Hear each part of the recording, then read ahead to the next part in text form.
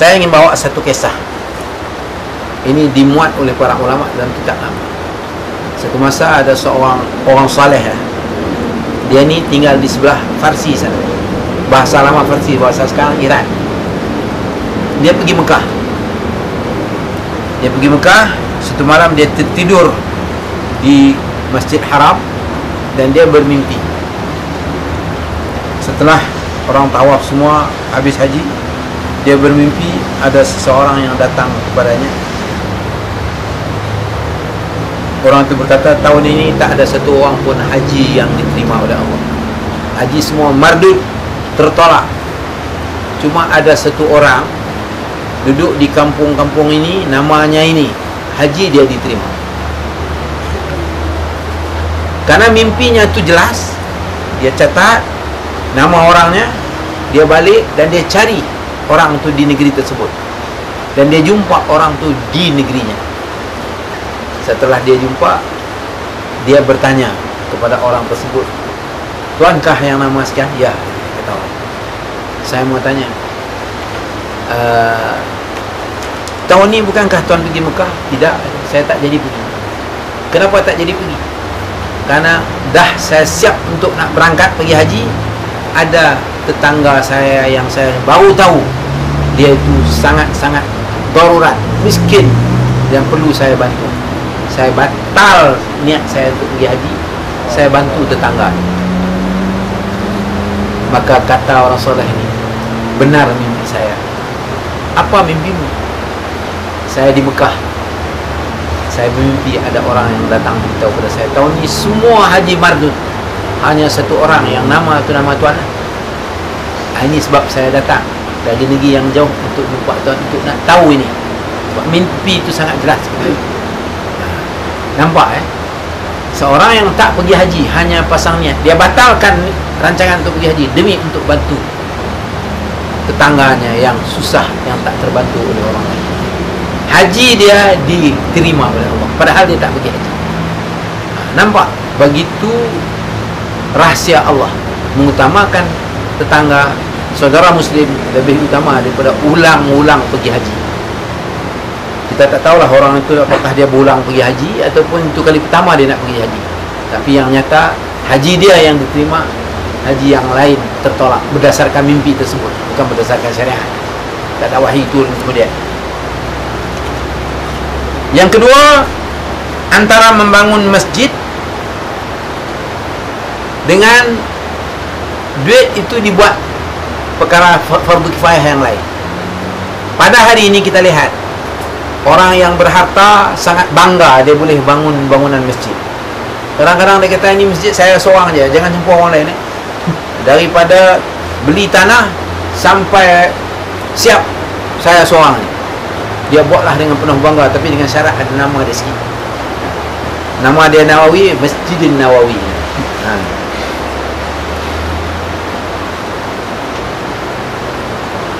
Padahal di tengah masyarakat muslim sekarang, kita lihat kenyataannya, berapa banyak anak-anak muslim yang perlu beasiswa untuk dia belajar agama atau dia belajar fardu kifayah. Misalnya di tengah masyarakat Islam, berubat bagi orang sakit sangat utama. Kita perlu banyak doktor, tapi doktor muslim masih sikit. Masih banyak lagi doktor-doktor yang bukan Islam.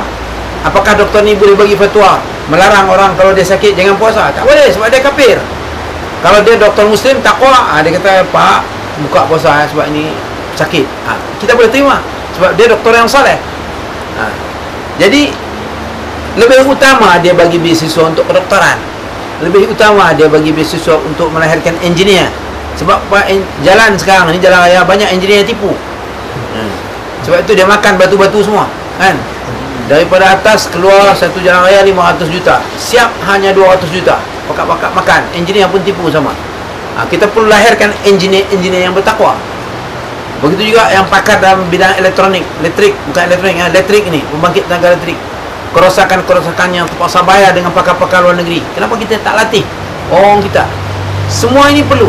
Melahirkan pilot pesawat terbang, melahirkan pakar pertanian, melahirkan ahli geologi untuk tahu apa ada dalam bumi. Semua ini adalah fardu kifayah. Dan ini bukan fardu ain, fardu kifayah.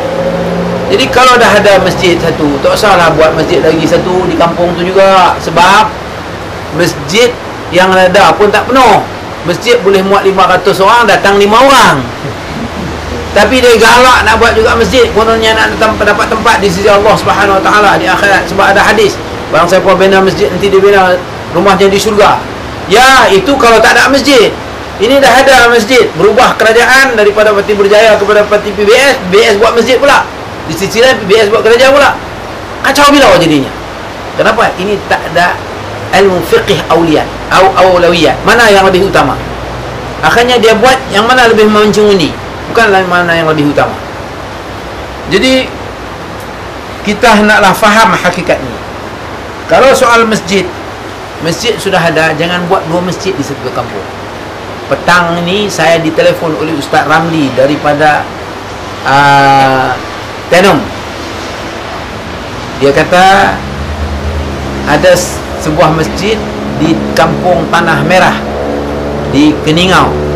Masjid itu nak dijadikan ma'had tahfiz Quran oleh Sairen Karno. Kenapa? Karena ada masjid baru dibuat sebelah itu. Ni masjid ada lagi. Masjid tu orang sembahyang pun tak penuh. Dia buat terbeluh sebuah masjid baru. Sairen Karno yang jadi wakil rakyat pun terkejut. Siapa buat masjid tu? Dia wakil rakyat pun tak tahu. Ada orang yang datang sendiri, keluarkan duit, buat sendiri. Padahal saya tahu di kampung itu masih banyak pelajar-pelajar yang tak ada duit untuk masuk universiti, yang tak ada duit untuk menyambung pelajaran di sekolah menengah. Mereka ngadu pada saya. Tiba-tiba buat masjid yang harga 500,000 juta.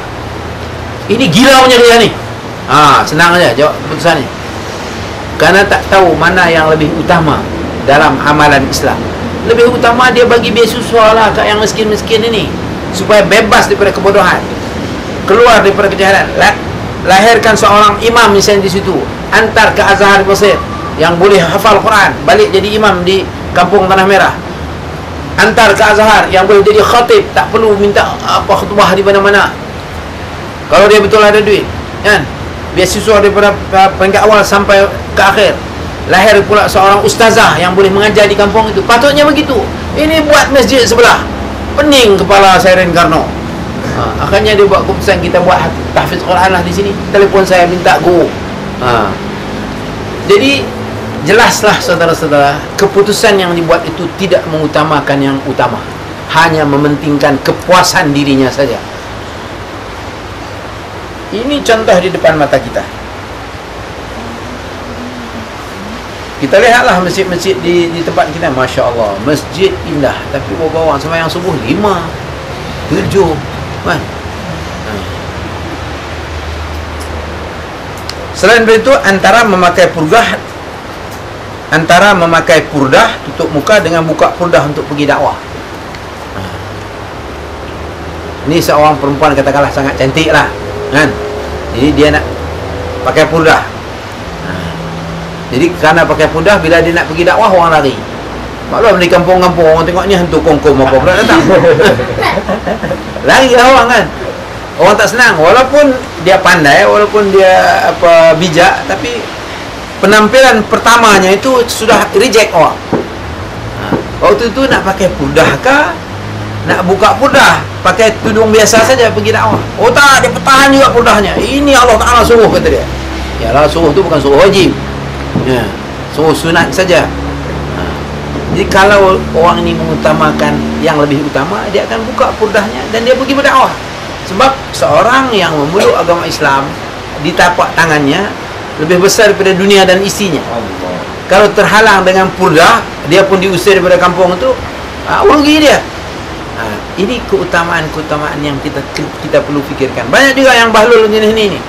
Tahan purdah, lama-lama bila dah kerajaan haramkan, dia pun buka purdah, dogyang balik. Macam yang berlaku di Arkam dulu. Ada setengah-setengah orang baru berhenti daripada jadi pelacur, datang ke Arkam pakai purdah. Saya kata, jangan kau pakai purdah, kau mengaji fiqh dulu. Tapi degil juga. Ada pula ustazah baru suruh dia pakai purdah dulu, dia ni cantik sangat, nanti tergoda pula lah suami-suami kita. Lama-lama bila Arkam haram, dia dogyang balik, jadi pelacur balik. Kacau bilau.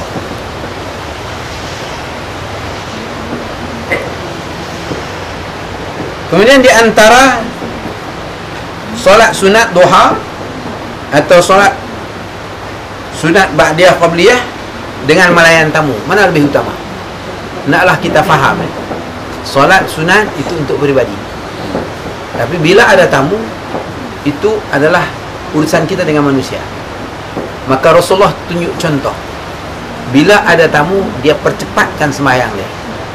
Bahkan dia pernah sembahyang sunat dalam rumah, orang datang ketuk pintu bagi salam, dia berjalan melangkah buka pintu.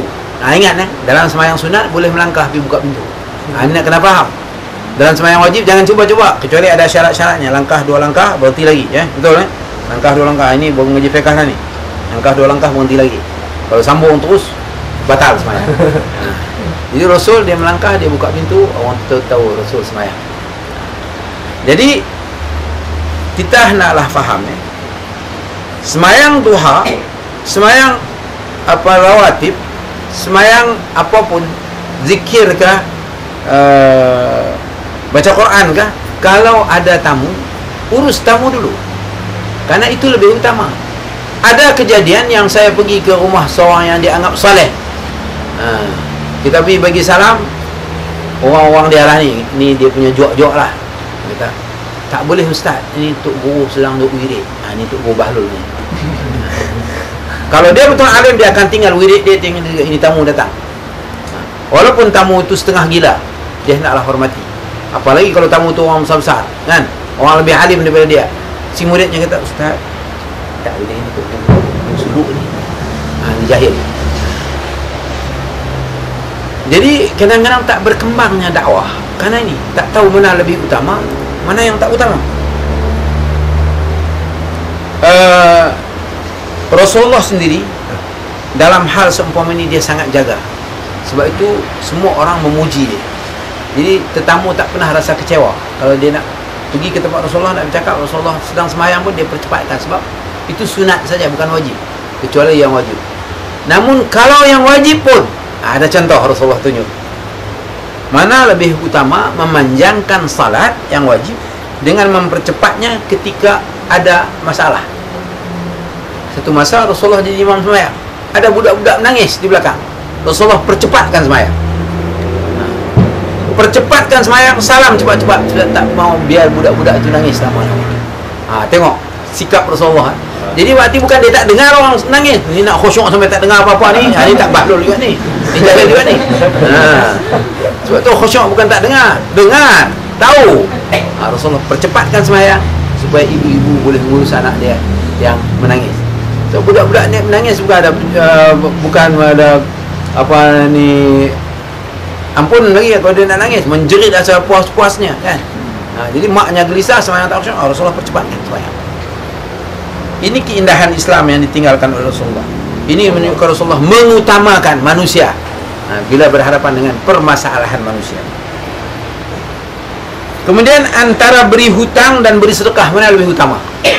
Ada orang dia hutang banyak tapi sedekah rajin. Sebenarnya antara beri hutang dan bayar hutang, lebih utama beri hutang dan bayar hutang. Misalnya orang datang nak berhutang, kita tahu dia susah, kalau dia minta pun kita akan bagi, tapi dia kata saya nak berhutang, bagi pada dia hutang, sebab kita akan dapat pahala lebih banyak daripada bagi sedekah. Beri orang hutang pahala lebih banyak daripada orang sedekah. Itu nak kena faham. Setengah orang tak mau bagi hutang, tapi kalau dia minta tangguh lama bayar, kita bagi tangguh pada dia, dapat pahala pula kita di sisi Allah Subhanahu Wa Taala. Nampak? Ini keindahan Islam. Dan meminta hutang itu bukan hina, tapi hutang pada bahan-bahan pokok lah. Bukan hutang nak beli gincu, bukan hutang nak beli bedak, bukan itu. Misalnya hutang nak beli beras, nak beli minyak, nak bayar elektrik rumah tak terbayar, itu boleh. Jadi kalau ada orang berdepan dengan kita, dia minta hutang, saya nak berhutang lah, saya perlu untuk selesaikan masalah anak nak sekolah, bagi hutang pada dia. Kalau nanti 3 bulan, dia janji 3 bulan dia datang, tak, saya tak mampu bayar, pakcik saya tak mampu bayar, bagi tangguh pada dia. Ataupun kita pun datang rezeki lain dah banding dengan yang dia bagi dulu dah lebih banyak lagi, kita kata maafkanlah, selesai masalah. Boleh juga. Ada setengah orang dia bagi hutang pada orang, Allah Ta'ala bagi rezeki dia berganda lagi. Buat apa?